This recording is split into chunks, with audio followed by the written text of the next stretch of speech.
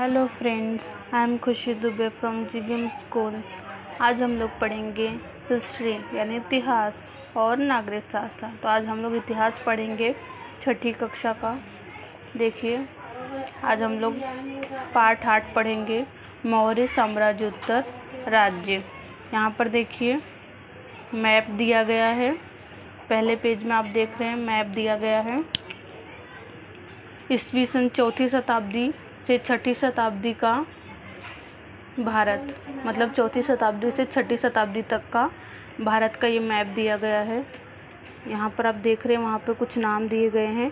8.1 में दिया गया है शुभ वंश, 8.2 में है इंडो यूनानी राज्य, 8.3 में है कुषाण राजा, 8.4 में है गुप्त राजवंश, 8.5 में वर्धन राजवंश दिया गया है, 8.6 में पूर्व उत्तर भारत की राज्य सत्ताएं। ऐसे हमें 6 पॉइंट पढ़ने हैं। पहला पॉइंट हम लोग पढ़ेंगे शुगवंश। यहाँ पर देखिए शुगवंश दिया गया है 8.1। शुगवंश सम्राट अशोक के पश्चात मौर्य सत्ता का सामर्थ्य कम होती गई। सम्राट अशोक के पश्चात जब सम्राट अशोक नहीं रहे तो मौर्य सत्ता की सामर्थ्य यानी उनका बाहुबल, उनकी ताकत कम होती गई। अंतिम मौर्य नरेश का नाम बृहद्रथ था। जो मौर्य नरेश के जो अंतिम सुपुत्र थे उनका नाम क्या था? बृहद्रथ था। मौर्य सेनापति पुष्यमित्र शुंग ने विद्रोह करके बृहद्रथ की हत्या की और वह स्वयं राजा बन बैठा। पहला आप लोगों को शुगवंश समझ में आया। जब सम्राट अशोक नहीं रहे तो उनकी जो सत्ता का सामर्थ्य था, उनका जो बाहुबल था वो कम हो गया था और बृहद्रथ उस मौर्य वंश के नरेश थे बृहद्रथ, उनकी हत्या करके वो राजा बन गए। यहाँ पर देखिए 8.2 इंडो यूनानी यानी ग्रीक राजा। इंडो यूनानी हम लोग दूसरा टॉपिक पढ़ रहे हैं। इस कालखंड में भारतीय महाद्वीप के प्रश्नोत्तर प्रदेश में यूनानी राजाओं के छोटे छोटे राज्य थे। उन राजाओं को इंडो यूनानी राजा कहते थे। मतलब इंडो यूनानी राजा किन्हें? जिनके छोटे छोटे राज्य थे उन्हें क्या कहा जाता था? इंडो यूनानी राजा कहते थे। ये लाइन आप लोग अंडरलाइन कर लीजिए। प्राचीन भारतीय सिक्कों के इतिहास में इन राजाओं के सिक्के बहुत महत्व रखते हैं। एक ओर राजा का चित्र और दूसरी ओर देवता का चित्र, इस रूप में सिक्के ढालने की उनकी परंपरा थी। मतलब पहले इंडो यूनानी राजाओं की क्या परंपरा थी कि वो लोग जो भी सिक्के बनाते थे, जो भी गोल्ड सिल्वर, जो भी सोने चांदी के सिक्के बनवाते थे, उस सिक्कों पर पहले पहलू पर उनका चेहरा होता था और दूसरे पहलू पर उनके देवी देवताओं का चित्र अंकित होता था। यह परंपरा कालांतर में भारत की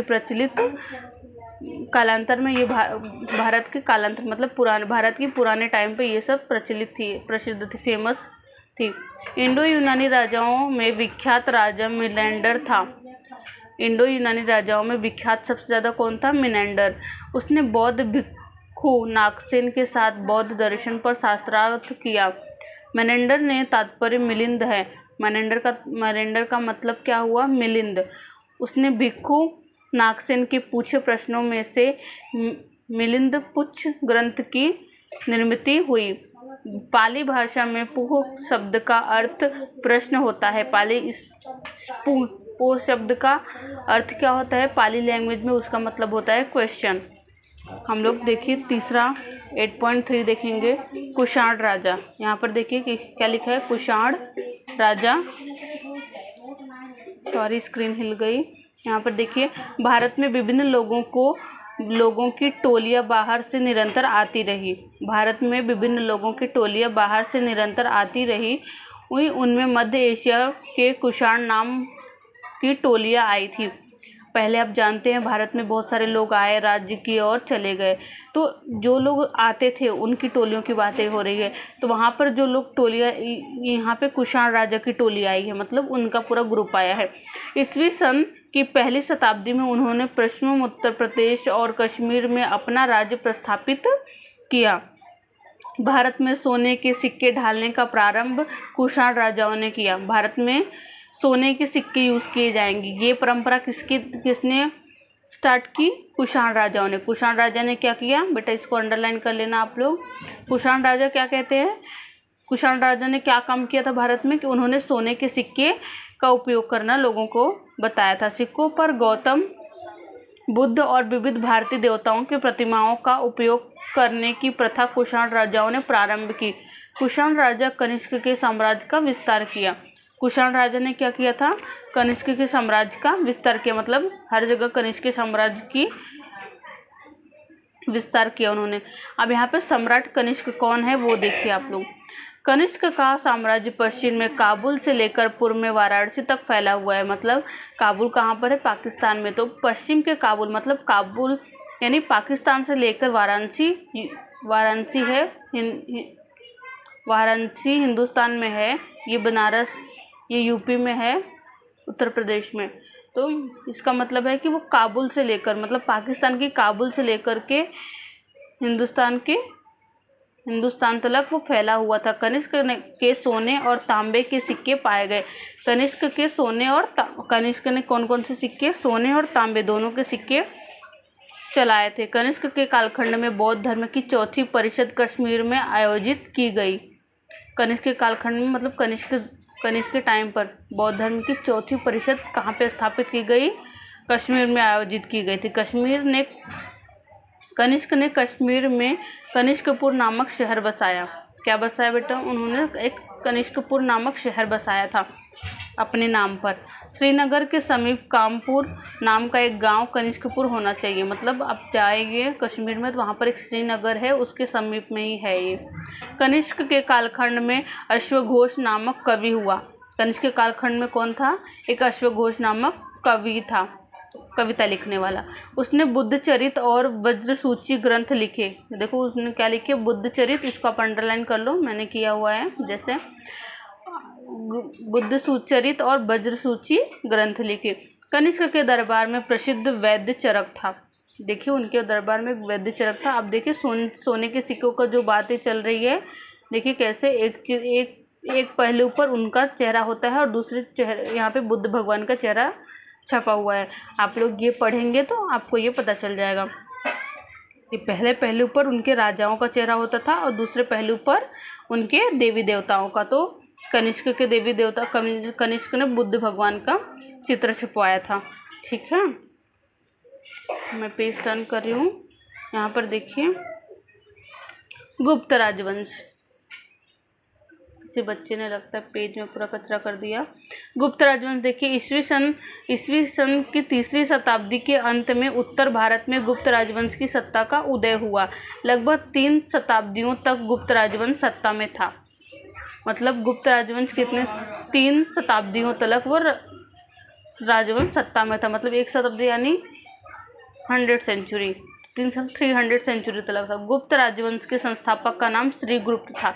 जिसने गुप्त राजवंश की स्थापना की थी उसका नाम क्या था, श्रीगुप्त था।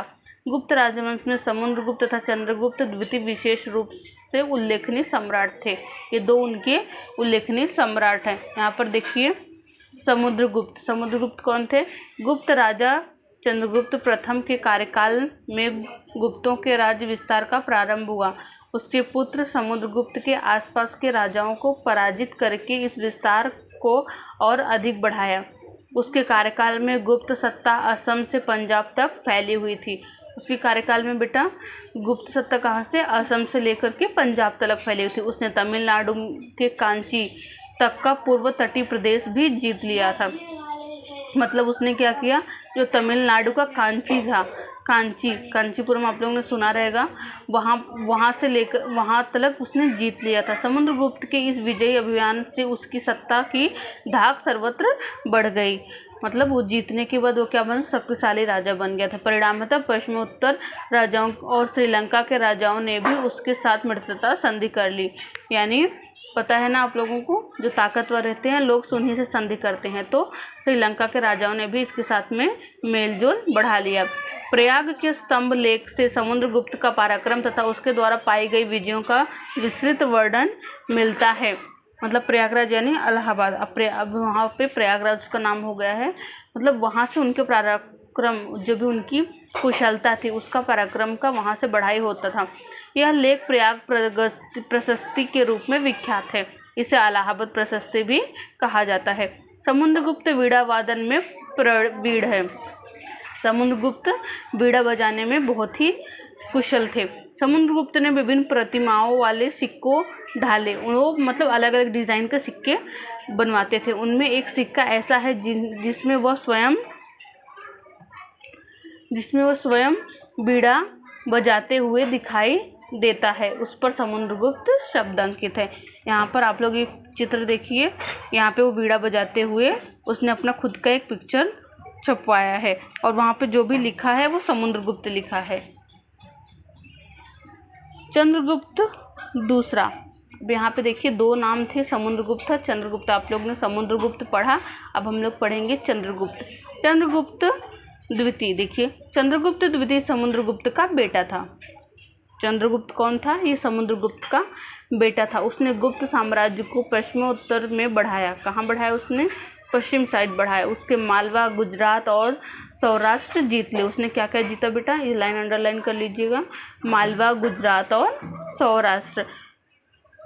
चंद्रगुप्त द्वितीय ने अपनी पुत्री प्रभावती का विवाह वाकाटक वंश के रुद्रसेन द्वितीय से कराया। चंद्रगुप्त ने अपनी बेटी का शादी किससे करवाया? वाकाटक वंश से। यह रुद्रसेन द्वितीय से कराया, मतलब जो उनके हस्बैंड, उनका नाम रुद्रसेन द्वितीय था। इस तरह दक्षिण की बालशाली वाकाटक सत्ता के साथ संबंध बना लिए। वो लोग सत्ता के साथ संबंध बना लिए। यहाँ पर देखिए दिल्ली के निकट महरौली में एक लौह स्तंभ है। यह लौह स्तंभ 1500 वर्षों से भी अधिक प्राचीन है, फिर भी उसमें जंग नहीं लगा है। यह लौह स्तंभ, यहाँ पे आप दिल्ली जाएंगे तो वहाँ पर देखेंगे कि एक लोहे का पूरा एक स्टैचू टाइप में बनाया गया है जिसमें जंग लगता ही नहीं है।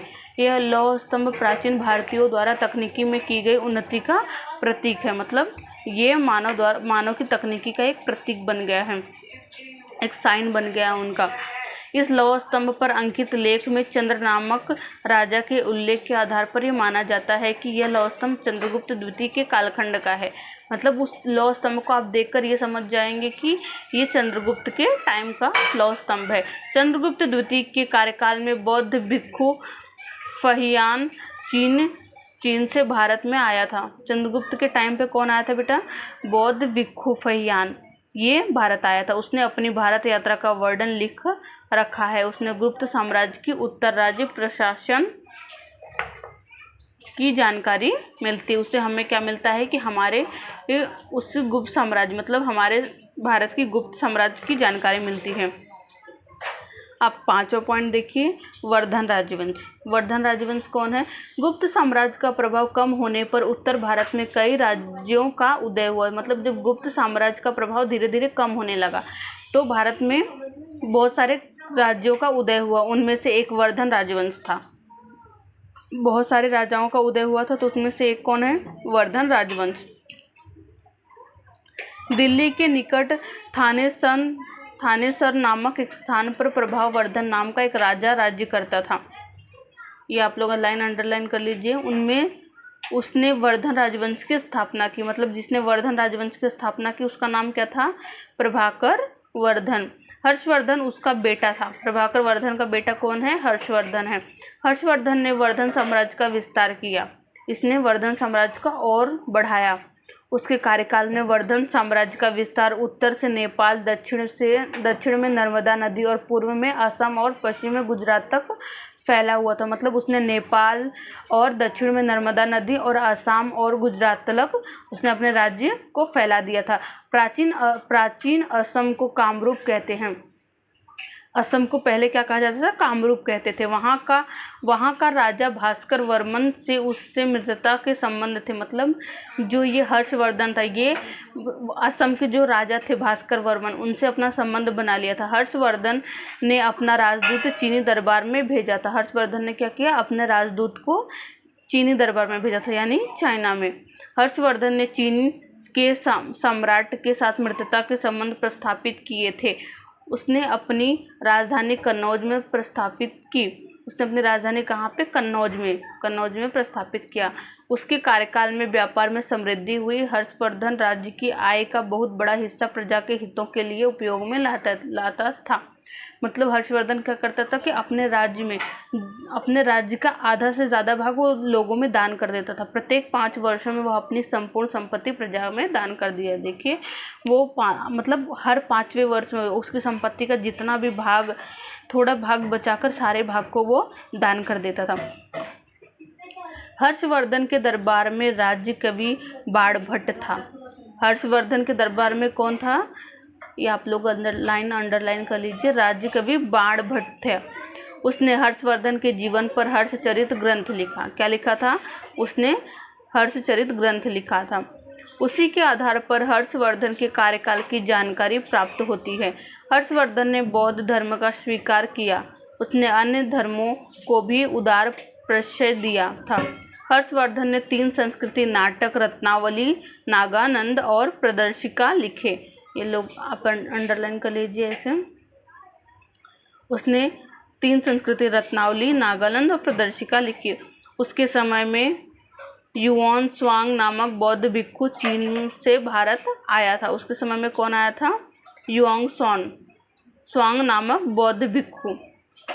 देख रहे हैं आप लोग, सबके राजवंश में एक एक बौद्ध के भिक्षु आ रहे हैं। उनमें संपूर्ण भारत में भ्रमण किया, मतलब उसने पूरा भारत घुमा। वह नालंदा विश्वविद्यालय में 2 वर्ष रहा था। चीन में जाने के पश्चात उसने बौद्ध ग्रंथों का चीनी भाषा में अनुवाद किया। मतलब जब वो चीन चला गया तो जो भी उसके बौद्ध ग्रंथ थे उसको चीनी मतलब चाइना लैंग्वेज में कन्वर्ट कर दिया। पूर्व उत्तर भारत की राज्य सत्ताएं। अब पूर्व उत्तर भारत की राज्य सत्ताएं क्या है। पूर्व उत्तर भारत में मणिपुर प्रदेश की उलूपी राजकन्या का विवाह अर्जुन के साथ हुआ था। मतलब राजकन्या जो उलूपी की राजकन्या थी उनकी शादी किसके साथ की गई, अर्जुन के साथ। ये कथा महाभारत में उल्लिखित है। मतलब ये कथा महाभारत से रिलेटेड है। ईस्वी सन 4वीं शताब्दी, पेज टर्न कर रही हूँ, यहाँ पर देखिए। ईस्वी सन 4वीं शताब्दी में कामरूप राज्य का उदय हुआ। कौन से राज्य का उदय हुआ, कामरूप। यहाँ पे देखिए आप लोग नालंदा विश्वविद्यालय, ये नालंदा विश्वविद्यालय है। पुष्यवर्मन कामरूप राज्य का संस्थापक था। इसका उल्लेख इलाहाबाद में समुद्रगुप्त द्वारा निर्मित स्तंभ लेख में मिलता है। कामरूप राजाओं के अनेक उकेरे हुए लेख पाए जाते हैं। महाभारत और रामायण महाकाव्यों के कामरूप का उल्लेख प्रज्ञोज्योतिष नाम से हुआ है। प्रज्ञोज्योतिषपुर उस राज्य की राजधानी थी। ये सब लाइन बेटा आप लोग अंडरलाइन कर लीजिएगा। देखिए मैंने किया हुआ है, आप लोग भी कर लीजिएगा। एग्जाम में आपको ये सब लाइन से हेल्प होगी। प्रज्योतिषपुर से तात्पर्य वर्तमान असम राज्य की गुवाहाटी शहर से है। पेरिप्लस ऑफ द एथेरियन सी पुस्तक में उसका उल्लेख फरियादिया अर्थात किरात लोगों का प्रदेश रूप में किया गया है। कामरूप राज्य का विस्तार ब्रह्मपुत्र नदी की घाटी, भूटान, बंगाल के कुछ क्षेत्र और बिहार के कुछ हिस्से में हुआ था। पूर्वोत्तर भारत के कामरूप राज्य में युआन स्वांग गया था। युआन स्वांग जो आया था वो देखिए पूर्व भारत के पूर्व साइड में भी गया था वो। उस समय भास्कर वर्मन वहाँ का राजा था। जब वो पूर्व साइड में गया तो वहाँ के राजा कौन थे, भास्कर वर्मन। इस पाठ में हमने मौर्योत्तर कालखंड में उस भारत और वहाँ की विभिन्न राजसत्ताओं का परिचय प्राप्त किया। देखिए इस पाठ में आपको ये सीखने को मिला है कि भारत के कालखंड में कौन कौन से राजा आए थे, कौन कौन से मौर्योत्तर आए थे और कौन कौन सी राज्य सत्ताएँ स्थापित की गई थी। समझ में आया आप लोगों को। देखिए बच्चों ये हिस्ट्री हिंदी में लिखी हुई है। मैं आप लोगों के लिए वीडियो इसलिए बना रही हूँ क्योंकि कोरोना के पीरियड में बहुत सारे बच्चों के पास टेक्स्ट बुक नहीं होता है, इसीलिए मैं ये वीडियो बना रही हूँ। आप लोग कोरोना का पीरियड चल रहा है तो आप लोग घर पे पढ़ सकते हैं। जिन बच्चों के पास टेक्स्ट बुक्स नहीं अवेलेबल हैं वो लोग यहाँ से पढ़ सकते हैं। इन प्रश्नों के उत्तर मैं आप लोगों को लिख करके, जिन बच्चों को ज़रूरत होगी, जिन बच्चों को इन प्रश्नों के उत्तर चाहिए वो मुझे कमेंट बॉक्स में कमेंट करें, मैं उन्हें उनके प्रश्नों के उत्तर भेज दूँगी। धन्यवाद। Thank you.